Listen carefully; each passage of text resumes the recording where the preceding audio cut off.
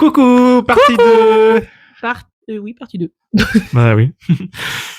Bon, bah, vous connaissez déjà le concept si vous regardez cette vidéo normalement. Donc, j'ai pioché.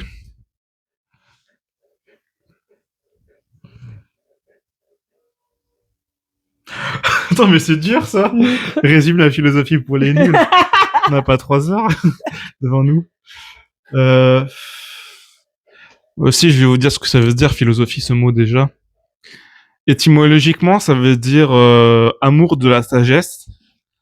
Et ça consiste en essayant de connaître des choses sans non plus être dogmatique en disant qu'on les sait absolument. Je t'écoute. Je croyais que tu comprenais pas ce que je disais.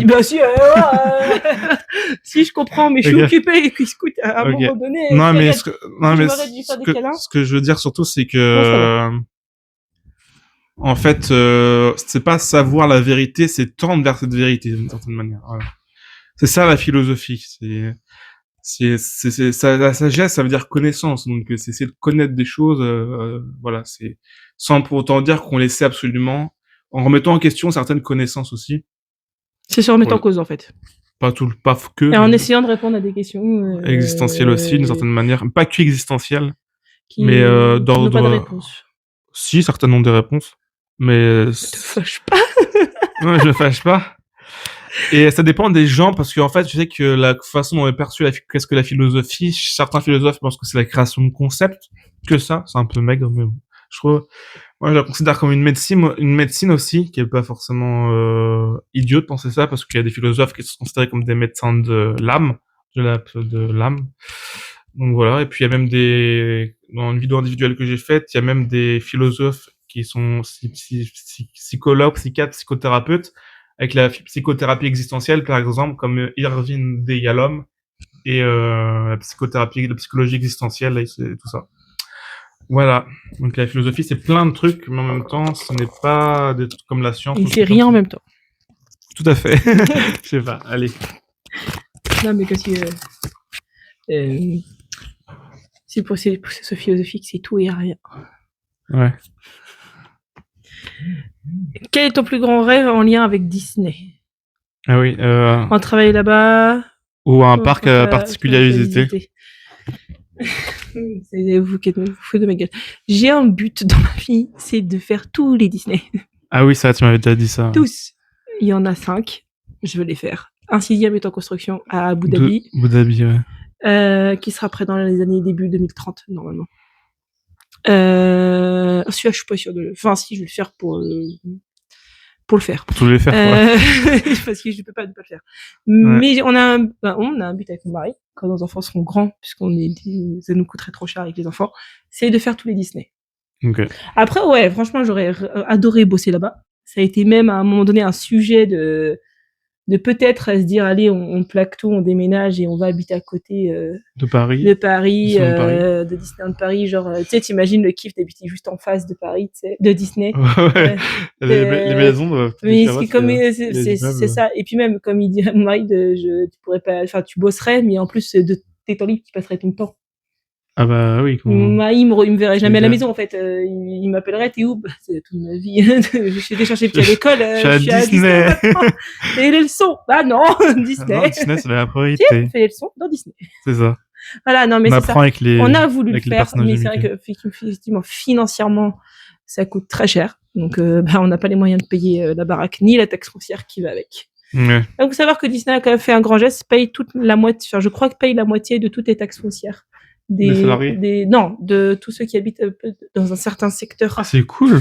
Bah, parce que pour ceux qui n'ont pas choisi d'avoir Disney là, par exemple. Ils partent du principe que la taxe foncière est forcément augmentée parce qu'ils sont à côté, quoi. Ah ouais, c'est gentil de leur part. Donc, en fait, ils payent 50% de la taxe foncière. Tu serais pas obligé de le faire. Et des taxes d'habitation. Ok, je vois. Pour ceux qui en ont encore. Je vois. Donc voilà, ça aurait été de bosser, et puis, c'est un rêve, effectivement, de faire tous les Disney. Tous les parcs Disney, ok. Mais pas genre que 3 jours, quoi. Une semaine. Par exemple, Disney World, 3 semaines. C'est celui qu'à 5 parcs. Disney World. Pas Disney World, c'est qu'à 5 parcs. Faut y aller au moins une semaine.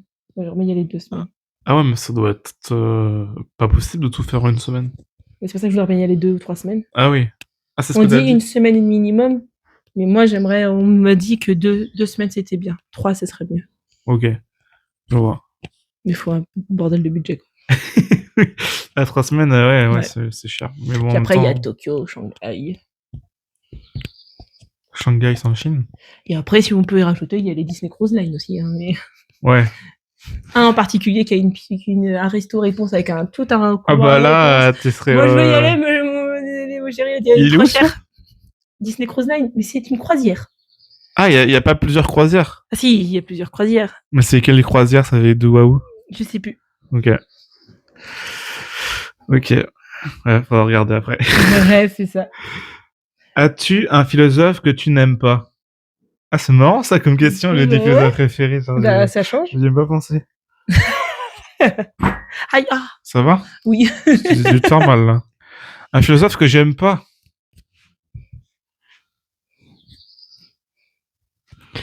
Je réfléchis. Donc, en attendant, je vous présente. Il réfléchit. Donc, Un philosophe que j'aime pas, attendez, là, c'est nous dur là. avons Vanny qui est en train de faire courir je ne sais pas où dans ses rêves. Voilà, vous voyez. On dit coucou. Voilà. Toujours en train de réfléchir. Oh, bah, écoutez. Attendez, alors, je réfléchis, c'est Vanny. dur. Vanny, as-tu quelque chose à dire? As-tu quelque chose à dire? Mais c'est pas un philosophe que j'aime pas forcément, mais c'est genre un de ses idées que j'aime pas. C'est différent, non? Non, je veux un philosophe que tu ne suivras jamais. Tu dis, ah non, lui, je l'aime pas. J'aime pas ses idées, j'aime pas sa façon de faire, j'aime pas sa façon de parler. Moi, il y a des Disney, j'aime pas. Vraiment. Mais en fait, moi, je crois que j'aime tous les philosophes. Non, c'est mignon. Je sais pas, c'est dur. Bah, que tu aimes moins que les autres. Ouais. Bon, on va recommencer. Non, mais c'est dur. C'est dur de trouver. Je réfléchis, mais. Bah, après, c'est un philosophe contemporain. Bah voilà, tout à l'heure, tu disais, t'aimes pas les philosophes modernes. Bah oui, bah, ça peut être ça va, Vanny? Ça peut être un philosophe contemporain que j'aime pas forcément, mais je dirais. Quelque chose à dire, peut-être. Non. Je l'aime pas trop Bon, parce on a qu'il dit. a fait une. Raphaël Enthoven, si tu m'écoutes la vidéo, tu imagines. C'est qui? C'est un philosophe contemporain, D'accord. médiatique. Oui. Je l'aime pas spécialement. Il y en a d'autres que j'aime pas, mais lui, je l'aime pas Donc, parce qu'il a fait une Raphaël, comment? Enthoven. D'accord. Alors, donc, monsieur Enthoven, son adresse est le. Non, parce qu'il a fait un débat avec Monsieur Phi. Qui? C'est un youtubeur, professeur de philosophie. Il s'appelle Monsieur Phi, son pseudonyme. J'ai oublié son prénom.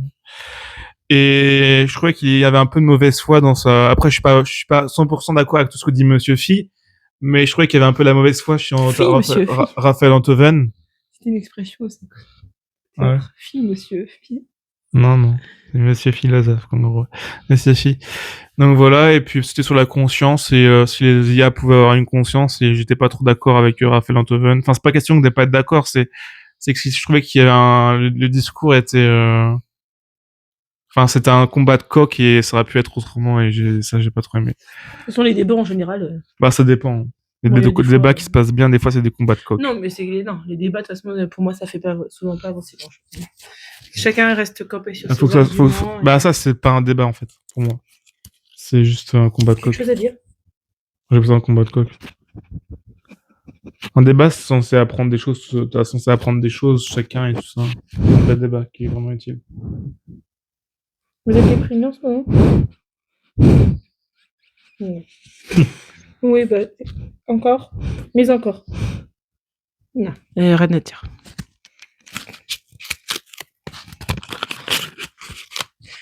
La tête de la dépression, elle est là. Concrètement, là, j'ai pitié. Je sais pas pourquoi, mais elle me fait pitié. Là, je sais pas ce que je lui ai fait. Voilà, j'ai pas fait de câlin, c'est ça. Alors, si tu pourrais parler à la réponse, que lui dirais-tu? Mais je lui ai parlé. La dernière fois que j'ai été. Non, mais au personnage. Eh ben, c'est le personnage, tais-toi, toi. Ok. Qu'est-ce que je lui dirais? Eh ben, en vrai, non. Si vraiment j'aurais l'occasion, par exemple, de parler un peu sérieusement, qu'elle est bien courageuse avec tout ce qu'elle a vécu et comment elle fait pour rester autant positive malgré son passé. Ok. C'est très philosophique, du coup. Non, tu dirais pas, genre, merci d'être mon personnage préféré de Disney? Non, parce que si elle est mon personnage Disney préféré, c'est parce qu'elle est ce qu'elle est, et qu'on va passer du coup un peu du côté philosophique. Comme je te l'ai dit, je fais le parallèle entre son passé et le mien, mais d'une manière plutôt physique pour elle et psychologique pour la mienne. Ouais. Et ensuite, en fait, lui demander comment elle fait pour rester toujours autant positive et lumineuse. Ok. Voilà. Tu lui demanderais ça? Ouais. Ok. Je vois. Et je lui demanderais des conseils. Des conseils. Ah, qu'est-ce qu'il a pris Qu'est-ce qu'il a pris? J'arrive pas. C'est bon. Quel courant te plaisante en ce moment? Te plaît en ce moment? Ah, j'ai pas bien écrit. Non, t'inquiète. Quel moment te plaît en ce moment? Quel courant? Quel moment te plaît en ce moment? Ça veut rien dire. Quel courant te plaît en ce moment? Bah, j'aime beaucoup la phénoménologie, en fait. Voilà. La phénoménologie husserlienne, parce que celle de Heidegger, de Merleau-Ponty, de Sartre m'intéresse moins. Je la connais beaucoup moins. Mais je me souviens avoir écouté un podcast qui expliquait ce que c'était en détail, enfin, qui introduisait la phénoménologie. Et je me suis dit, après avoir écouté le podcast, c'est ça que j'aime bien. Alors ça correspond beaucoup à mes idées. Et j'étais vraiment beaucoup adoré. Et même si je peux remettre en question certains points de la phénoménologie, je trouvais ça très intéressant. C'est tellement dur à dire que moi, la phénoménologie. Non, la phénoménologie. Ah, c'est déjà venu. C'est déjà un peu mal. Voilà. Toi aussi, t'as un courant philosophique qui t'intéresse?